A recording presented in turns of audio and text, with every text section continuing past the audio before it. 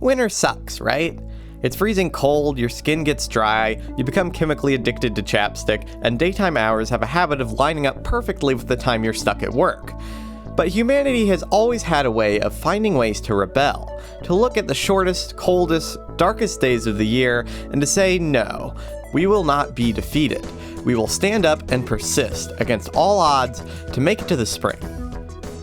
We will attach proverbial wheels to our proverbial skyscraper so that the elves of midwinter do not make it to our collective chimney. And yeah, we may need to call in an airstrike sometimes, we might accidentally send the cat hurtling into space, and we might even get drafted into an ice cream cone race. But at the end of the day, what was I talking about again? Oh yeah, this is Garden Gnome Carnage.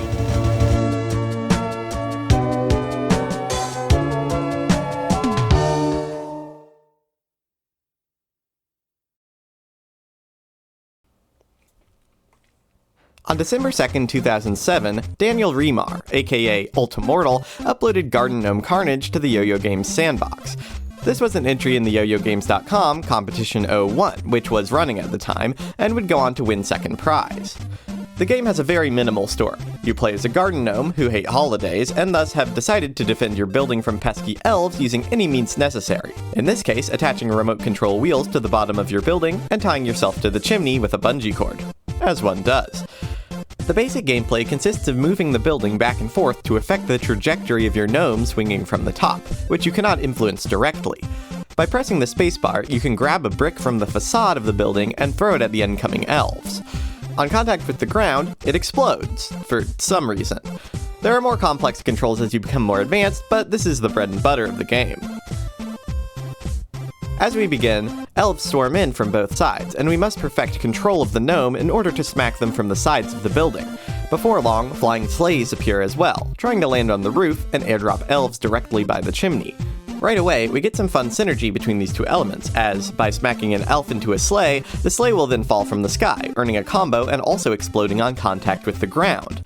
It's pretty easy to get multi-part combos where flying elves knock down sleighs, blowing more elves into more sleighs. It's pretty cool. One pro gamer tip for dealing with elves in the early game is that if you quickly tap the left and right keys alternately to shake the building, regular elves will fall off. This is great, right up until you encounter our next foe, the present box elves. These annoying little fellows arrive in garish sleighs and are immune to being shaken from the building in this manner. Even worse, if you knock them to the ground, they do not die, but just get back up and keep on trucking. The only way to get rid of these guys is to send them flying all the way off the screen, which can be very tricky and annoying. Fortunately, we have allies of our own in the fight against the Yuletide menace. The first of these that you're likely to encounter is the cat. The cat is fantastic. We love the cat. He attempts to constantly approach and climb your building, same as the elves, but instead of ending the game when he reaches the chimney, he instead refills your bricks. It becomes a very fun and tricky challenge to try and smack away invading elves while letting the cat through to refill your bricks, and that's only the beginning. If you volley the cat twice, that is, smack it precisely so it bounces off the edge of the screen and lands back on the building 2 times, then it begins to sparkle, and if it then reaches your chimney, your building is refilled with gold bricks.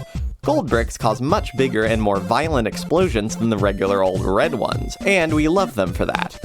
As you gain score, the game level in the corner ticks up, and the elves get both faster and more numerous, and it's not long before we start having some close calls.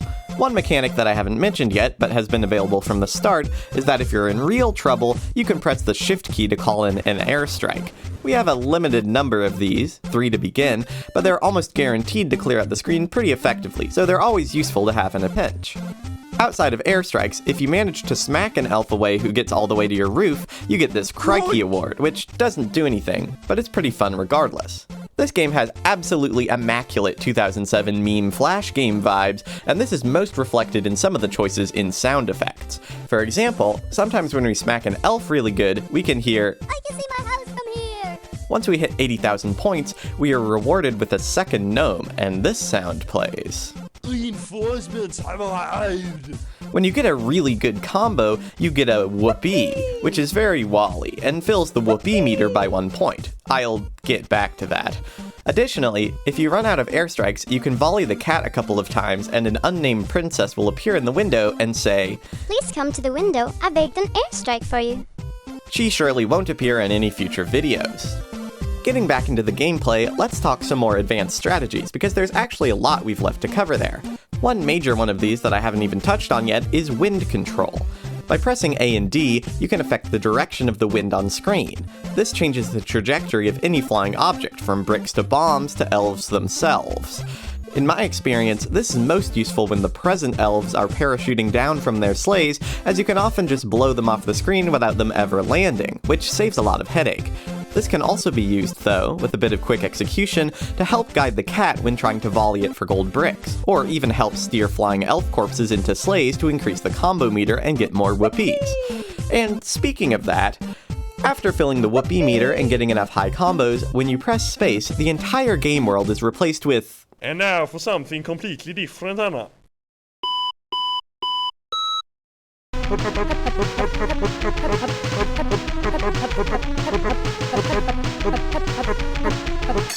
Yeah. Luckily, I am a practiced veteran of one of the most grueling gaming experiences of the last 20 years, the Bunsen Burner minigame from Waffle's Adventure 2. Because of this, I can easily defeat the topmost ice cream cone, and I am rewarded with the refill of entirely gold bricks. You may think that's the best reward you can get, but, well, there's something else we haven't touched on yet either. Occasionally, you'll see an elite level sleigh, the kind that usually carries the present elves, that has a strange kind of sparkle around it. If you hit this one out of the air, rather than the present parachuting out of it, it will be a diamond brick. If you don't accidentally smack it off the screen before it contacts the ground, it causes a truly epic explosion. And I know what you're thinking. Yeah, fat lot of good one brick is that you can't even control or throw how you want it. But that's not quite true. You see, I already told you how to get the golden refill, either from the cat volley combo or by filling the whoopee meter and winning the ice cream cone race, but if you can get a full facade of golden bricks, and then you can win the ice cream cone race again, a special message will be carved into the face of the building, wrought in diamond. Truly unlimited power. I'm going to take a short tangent here to get away from the cool game mechanics and heap a little bit of praise on the music for this game. We've already touched on some of the excellent sound effects and voice acting, but the music is, if anything, more iconic. It was composed by Magnus Pålsson, later of VVV fame. I really love the VVV soundtrack, and while writing this script, I was thrilled to see that he had worked on this game too, as I'd never noticed it before. The menu theme is incredibly good and does foreshadow some of that work. The main track of the game, though, is a ska chiptune flavored mashup of a whole mess of Christmas tunes, including Jingle Bells, Rudolph the Red-Nosed Reindeer, White Christmas, and Silent Night. Also, Pålsson plays one of the ice cream cones in the ice cream cone race. Alright, with all that done, there is one more mechanic in Garden Gnome Carnage that I want to tell you about. If you hold the S key, you'll notice smoke starting to pour out of the bottom windows of your building. Keep it pressed, and the smoke slowly rises to the second floor, then the third. Finally, once it reaches the top, we reach BRICKOPOCALYPSE.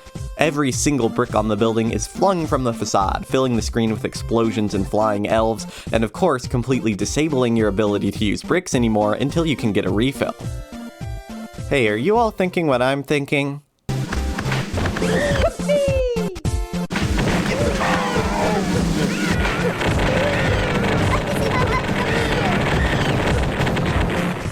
And as always, thank you for watching, and I'll see you in the next one. Hey, thanks for watching, and if you haven't yet, I would really appreciate it if you would hit the subscribe button and ring the bell for notifications.